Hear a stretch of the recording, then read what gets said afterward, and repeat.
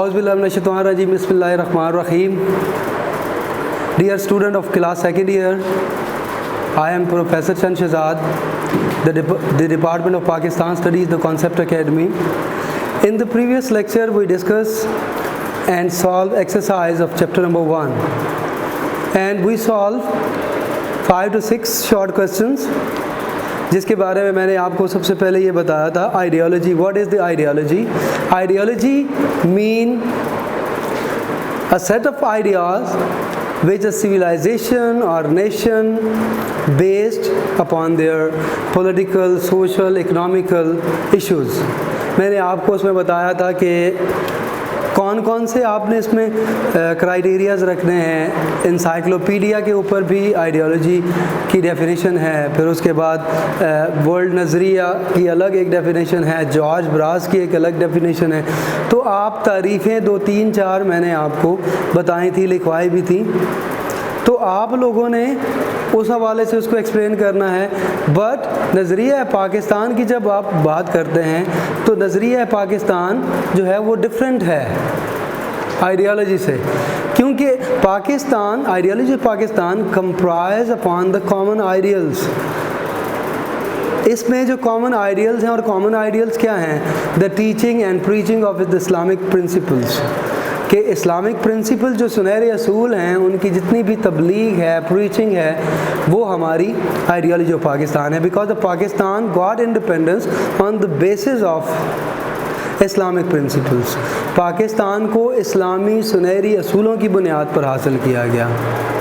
यही वजह थी कि 1977 में जब उलमा इकराम के 22 पॉइंट्स नुकात आए थे सामने, तो उसमें यही कहा गया था कि to creation to till now, यानी कि creation of from the creation of Pakistan to till now, अभी तक कोई भी ऐसा हम लोगों ने कानून या उसूल नहीं देखा जो इस्लाम को एक्सप्लेन करता हो. तो कुछ चेंजेस किए गए, प्रीएम्बल को ख़त्म किया गया, ये सारी चीज़ें हम लोगों ने डिस्कस की थी. अब हम लोग आज एक्सप्लेन करेंगे नेक्स्ट क्वेश्चन को. शिमला डेपुटेशन और असबाब बगावत हिंद हमारा लास्ट क्वेश्चन था. हम लोग क्वेश्चन डिस्कस कर रहे थे what objective were set for the Muslims. मुसलमानों के लिए कौन से मकासद जो है वो तय रखे गए, कब रखे गए for on the establishment of all India Muslim league. All India Muslim league के इस्टेब्लिशमेंट के साथ जो मुसलमानों के ऑब्जेक्टिव एक्सप्लेन किए गए थे, वो ऑब्जेक्टिव डिपेंड करते थे to coordinate between the government and the मुसलमानों और जो गवर्नमेंट है उनके दरमियान कोऑर्डिनेशन को डेवलप करना, to remove the misunderstanding between the both of them. इन दोनों के दरमियान जो मिसअंडरस्टैंडिंग्स हैं, जो गलतफहमियां हैं, उनको दूर करना. और नेक्स्ट जो पॉइंट मैंने आपको बताया था, वो मैंने आपको ये बताया था कि to create the good relation with the other nation. क्योंकि सब कॉन्टिनेंट में अंग्रेज़ या हिंदू ही कौमें नहीं थी, बल्कि और भी थे, जैन भी थे, अछूत भी थे. तो मुख्तलिफ कौमें वहाँ पर आबाद थी. तो उन कौमों के साथ भी अच्छे ताल्लुकात कायम करना, ये ऑल इंडिया मुस्लिम लीग की प्रायोरिटीज़ थी जब वो बनी. बात समझ आ रही है? ये आप लोगों ने अभी हम लोग इनको लिखेंगे भी. पेज नंबर में आपको बताऊंगा that you right the answer of these questions. तो what important change was made in the objective of the Muslim League and when? Muslim league के ऑब्जेक्टिव में चेंज कब की गई, तब्दीली कब आई और कैसे आई, उसकी वजह क्या थी? तो ये मैं बता रहा हूँ, लिखा हुआ भी है ताकि आपको पता भी चले. आप तो पेज नंबर 12 के ऊपर इंग्लिश में पेज नंबर 12 और उर्दू की बुक में भी पेज नंबर 11 या 12 भी होगा, जहाँ पे ऑब्जेक्टिव्स लिखे हुए हैं. ठीक है, मुस्लिम लीग के, ऑल इंडिया मुस्लिम लीग के मेजर ऑब्जेक्टिव्स लिखे हुए हैं. उसके बिल्कुल नीचे आप जब देखेंगे तो लास्ट पैराग्राफ जो है वो है चेंज ऑफ ऑब्जेक्टिव्स के ऊपर, यानी कि मकासद में तब्दीली कब. सबसे पहले आपने डेट इसमें याद रखनी है. चेंज ऑफ ऑब्जेक्टिव की जब हम लोग बात करते हैं, चेंज ऑफ ऑब्जेक्टिव्स या इन ऑब्जेक्टिव्स,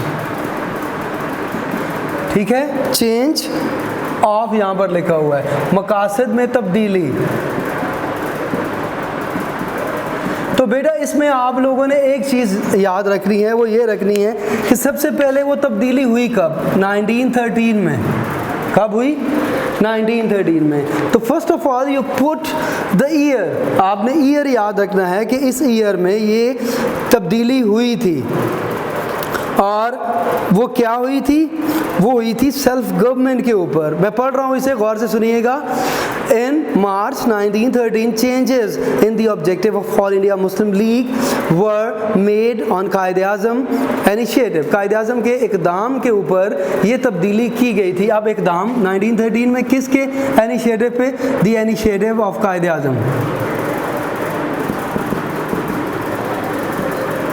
انیشیٹوز آف قائد-اعظم رحمۃ اللہ علیہ. آپ کو یہ پتہ ہونا چاہیے اس کوشچن میں. آپ پالیسی آف انکنڈیشنل, ٹھیک ہے, وہ کیا تھی؟ was forsaken in the favor of self government. اس کا جو چینج تھا وہ سب سے جو بڑا تھا وہ سیلف گورنمنٹ کا تھا. قائد اعظم نے جو اس میں تبدیلی کی وہ سیلف گورنمنٹ کی. سیلف گورنمنٹ کسے کہتے ہیں؟ سیلف گورنمنٹ یعنی کہ اس سے پہلے یہ نعرہ صرف ہندو لگاتے تھے کہ چلیں مسلم ہندو یونٹی کی بات کرتے تھے اور اپنے مقاصد سالو کرتے تھے اور چلے جاتے تھے. قائد اعظم رحمۃ اللہ علیہ نے جب آبجیکٹیو چینج کا انیشیٹو لیا تو انہوں نے کہا کہ conditionally was forsaken in the favor of self government suitable for the Indian, ٹھیک ہے, کانسٹیٹیوشن کے انڈین آئین کے لیے جو سیلف گورنمنٹ کا ایک پوائنٹ انہوں نے بتایا وہ انڈیا کی فلاح و بہبود کے لیے بہترین سلوشن ہے. انہوں نے یہ ارشاد فرمایا, ٹھیک ہے. دس proved to be the turning point of the history of the Muslim of India. یہ مسلم آف یعنی کہ انڈیا کے مسلمانوں کے لیے ایک ٹرننگ پوائنٹ تھا. اور اس ٹرننگ پوائنٹ کے بعد آپ کو پتہ ہے کہ Quaid Azam was selected and got the title of the ambassador of peace. Quaid Azam کو ambassador of peace کا ٹائٹل دیا گیا under the Lucknow Pact. سراجونی نیدو was the personality who gave him the title of the ambassador of peace. انہوں نے ambassador of peace کا title دیا, یعنی کہ قائد اعظم وہ انسان تھے, وہ پولیٹیشین تھے جو مسلمانوں اور ہندوؤں کے درمیان اتحاد کو مینٹین رکھنے میں یا مینٹین کرنے کے لیے بہت کوشاں رہے. علامہ اقبال کا بھی شروع میں جو سٹانس تھا وہ یہی تھا کہ مسلمان اور ہندو جب تک ان میں یونٹی ڈیولپ نہیں ہوتی, یونٹی مینٹین نہیں ہوتی, کبھی بھی اپنے مقاصد میں کامیاب نہیں ہو سکتے. اب وہ اپنی طرف سے ٹھیک تھے کیونکہ جو آپ اس کا پرسپیکٹو دیکھ لیں کہ 850 ایئرز دونوں بڑی قومیں اکٹھی رہتی رہیں, کوئی پرابلم نہیں آئی, ٹھیک ہے. پرابلم نہیں آئی, اس کے ریزن تھے. اس کے ریزن یہ تھے کہ ان کی آئیڈیالوجیز جو ہیں, ان کے ریلیجن جو ہیں, ان کے کسٹم اور کلچر کو ڈسٹرب نہیں کیا گیا. ہندو اپنے کلچر میں رہتے رہے, مسلمان اپنے کلچر میں رہتے رہے. تو جب کسی بھی قوم کا آئیڈیالوجی کب بنتی ہے؟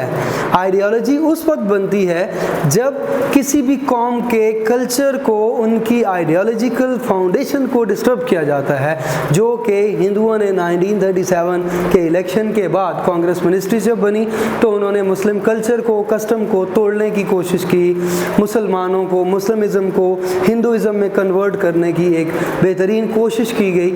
تو یہ تمام کے تمام جو جب انیشیٹو کانگریس منسٹریز کی طرف سے لیے گئے تو ڈیفینیٹلی اس پر ریجیکشن آیا. تو یہ اس کا آنسر آپ نے چینج آف آبجیکٹیو جو تبدیلی آئی. کوشچن نمبر میں نے آپ کو بتایا, I think it is the question number 7, short question number 7 ہے وٹ, نہیں یہ 8 ہے. 7 جو ہے وہ اس کے آبجیکٹیو ہیں, 8 کوشچن نمبر یہ ہے what important change was made in the objective of the Muslim League and when. کب کی؟ مارچ 1913 میں. کس نے کی؟ Initiative of Quaid Azam. اور وہ انیشیٹو آف قائد اعظم کا مین پوائنٹ کیا تھا؟ Self government. کیا تھا؟ Self government. آپ لوگوں نے یہ یاد رکھنا ہے. اب نمبر نیکسٹ جو کوشچن ہے اس میں ہے what write a note on the Shimla conference. میں نے آپ کو پہلے ڈیپوٹیشن کے اوپر بیٹا پڑھایا تھا. میں نے آپ کو یہ بھی کہا تھا, میں نے کہا تھا کہ کانفرنس الگ ہے اور ڈیپوٹیشن الگ ہے. کانفرنس جو ہوئی وہ پاکستان ریزولوشن کے بعد شملہ کانفرنس ہیلڈ ہوا, اور شملہ کانفرنس ہیلڈ ہوا 1944 میں. اس کو ویول پلان بھی کہا جاتا ہے, ٹھیک ہے. اور یہ کانفرنس ہوا, ویول کیم ان انڈیا, ٹھیک ہے, and gave the suggestion to the Muslims and Hindus, ان کے درمیان کوآرڈینیشن کو ڈیولپ کرنے کے لیے, ان کے درمیان یونٹی کو مینٹین کرنے کے لیے وہ یہاں پر آئے. انہوں نے ایک پروپوزل دیا کہ سینٹر میں ہم لوگ ایگزیکٹو کونسل بنا رہے ہیں, ٹھیک ہے, ایک انتظامی کمیٹی تشکیل دی جا رہی ہے ایگزیکٹو کونسل. پھر وہ ایگزیکٹو کونسل جو ہے وہ پروونسز میں بھی اسی طرح کی ڈیولپ ہوگی, اسی طرح کی اسٹیبلش ہم لوگ کریں گے, یعنی کہ پہلے مرکز میں پھر بعد میں پروونسز میں, دونوں میں جو ایگزیکٹو کونسل ہوں گی ان کی جو ہے وہ پریورٹیز ہوں گی, بنائی جائیں گی. اسی طریقے سے آہستہ آہستہ ان کو تشکیل دیتے ہوئے first of all and at the end Muslim and Hindus were to be able to make their own constitution, وہ اپنا کانسٹیٹیوشن بنانے کے قابل ہو جائیں گے, ٹھیک ہے. اور جب تک کوئی اس طرح کی کنڈیشن نہیں ہوتی تو all party conference at Shimla 1945. تو سب سے پہلے آپ لوگوں نے یہ یاد رکھنا ہے, یہاں پر جو شملہ کانفرنس ہے اس میں 1944 میں وی ول ارائیو ٹو انڈیا اور 1945 میں شملہ کانفرنس ہیلڈ ہوا, جب آل پارٹیز کو انوائٹ کیا گیا شملہ کے مقام پہ, ٹھیک ہے. اور ویول نے ان کو یہ کہا, Lord Wavell came in India and gave the suggestion to solve the constitutional problems. انہوں نے کانسٹیٹیوشنل پرابلم کو سالو کرنے کے لیے انہوں نے کہا کہ سینٹر میں پہلے ایک سینٹر میں کمیٹی بنائی جائے گی, سینٹر میں ایک ایگزیکٹو کونسل ہوگی مرکزی, ٹھیک ہے. ایک ایگزیکٹو کونسل کا پروپوزل دیا, ایگزیکٹو کونسل, اور پھر اس کے بعد یہ کونسل پروونسز میں بھی یہ کونسلز بنائی جائیں گی, جس سے کانسٹیٹیوشنل ڈیولپمنٹ آہستہ آہستہ آہستہ آہستہ وہ اپ گریڈ ہوتا جائے گا. اور اس کے بعد انہوں نے آل پارٹیز کو شملہ بلایا, all important leader except Gandhi ji attend this conference, یعنی کہ تمام کے تمام لیڈرز آئے, صرف گاندھی جی یہاں پر نہیں آئے. The conference wanted to appoint the Muslim members on the viceroy executive council. The government also intended to appoint the Muslim member. اب گورنمنٹ بھی یہ چاہتی تھی کہ مسلم ممبر جو ہے وہ اپوائنٹ کیا جائے اس ایگزیکٹو کونسل کا, ٹھیک ہے, from the union party, union party سے لیا جائے اس کو. دا Quaid Azam took a plea, the Muslim League was only party to represent the Muslim, ٹھیک ہے, and had an exclusive right to make appointments to all Muslim seats, ٹھیک ہے. and the conference broke due to disagreement on this point, اور اس conference کو ختم کر دیا گیا اس پوائنٹ کے اوپر کہ یہ پوائنٹ نہیں ہونا چاہیے. اب اس میں کیا ہوا تھا, اس میں یہ ہوا تھا کہ کانگریس کی طرف سے یہ تھا کہ مسلمانوں کو, تو مسلم کون, Maulana Abdul Kalam Azad was represented the Muslim in the subcontinent. وہ یہ کہتے تھے کہ مولانا عبدالکلام آزاد جو ہیں, جو کہ ایک مسلمان ہیں, وہ مسلمانوں کو ریپرزینٹ کرتے ہیں کیونکہ مسلم ایک مائنورٹی کلاس ہے سب کانٹیننٹ میں. لیکن قائد اعظم کے خیالات یہ تھے کہ آل انڈیا مسلم لیگ کی جو پولیٹیکل پارٹی ہے وہ مسلمانوں کے لیے ایک رائٹ پولیٹیکل پارٹی ہے, مسلمانوں کی ایک نمائندہ سیاسی جماعت ہے. تو اب اسی بات پر گفت و شنید ہوئی, تو اس میں جو کانگریس تھی اس نے اسے وڈرا کر لیا فائنلی. لیکن قائد اعظم نے یہ کہا کہ آنے والے آئندہ الیکشن میں یہ بات ثابت ہو جائے گی. اس میں مینیفیسٹوز بھی دیے گئے, ٹھیک ہے. ان کا مینیفیسٹو یہ تھا کہ مسلم لیگ جو ہے وہ کوئی جماعت نہیں ہے, کیونکہ مولانا عبدالکلام آزاد مسلمانوں کو ریپرزینٹ کر رہے ہیں. قائد اعظم کی طرف سے یہ تجویز سامنے آئی کہ مسلم لیگ ہی مسلمانوں کی نمائندہ جماعت ہے جو سب کانٹیننٹ میں مسلمانوں کی فلاح و بہبود کے لیے کام کر رہی ہے. تو قائد اعظم کے الفاظ آخری یہ تھے کہ آنے والے الیکشن میں جو 45-46 میں ہیلڈ ہونے تھے اس میں یہ بات ثابت ہو جائے گی کہ آل انڈیا مسلم لیگ ہی مسلمانوں کی نمائندہ جماعت ہے. تو گویا سینٹر جتنی سیٹس تھیں, ہم لوگوں نے الیکشن کو بھی پڑھا, جتنی بھی سیٹ تھی وہ مسلمانوں نے جیت لی, یعنی کہ 495 میں سے 446 سیٹس مسلمانوں نے جو مرکز میں پوری کی پوری یعنی کہ اوور آل سیٹس مسلم سے جیت لی تھی. اور پروونسز میں کچھ سیٹیں کم حاصل کی, وہ بھی بعد میں جیسے سیلت تھا, کے پی کے تھا, اس میں ریفرینڈم کے ذریعے دوبارہ وہ بھی پاکستان میں شامل ہو گئے. اب نیکسٹ جو کوشچن ہے شارٹ, वो हम डिस्कस करेंगे। What were the silent feature of the Indian independence act. अब हम लोग लास्ट पेज पे आएंगे, इसमें इंडियन इंडिपेंडेंस एक्ट को हम लोग एक्सप्लेन करेंगे। सबसे पहले तो ये है कि Indian independence act was passed by the British parliament and ratified by the crown इन जुलाई 1947। जुलाई 1947 में ये पास हुआ और act was a frame of the principal, ठीक है। उन्होंने एक एक्ट फॉर्म किया, बनाया, और वो क्या था, वो ये था 3 जून plan provided that 3 June plan में ये प्रोवाइड होगा, और उसमें ये है कि the British rule over India will come to N and on August 15, 1947, यानी कि बरतानवी हुकूमत का इक़्तिदार 15 अगस्त 1947 को सब कॉन्टिनेंट से ख़त्म हो जाएगा। नंबर नेक्स्ट जो पॉइंट है, the title of the empire of India. जो टाइटल एम्पायर ऑफ इंडिया का था, will know more form a part of the titles of the British crown after that date. Empire of India का जो title था वो इस date के बाद वापस ले लिया जाएगा और दोबारा यानी कि ख़त्म हो जाएगा, दोबारा नहीं दिया जाएगा। The successor states will be run under the government of Indian act 1935। 1935 के एक्ट के तहत जितने भी बनने वाली आज़ाद जो हुकूमतें हैं या रियासतें हैं वो 1935 एक्ट को फॉलो करेंगी, जब तक कि उनके ममालिक में यानी कि उनके रियासतों में अपने अपने कवानीन नहीं बन पाते।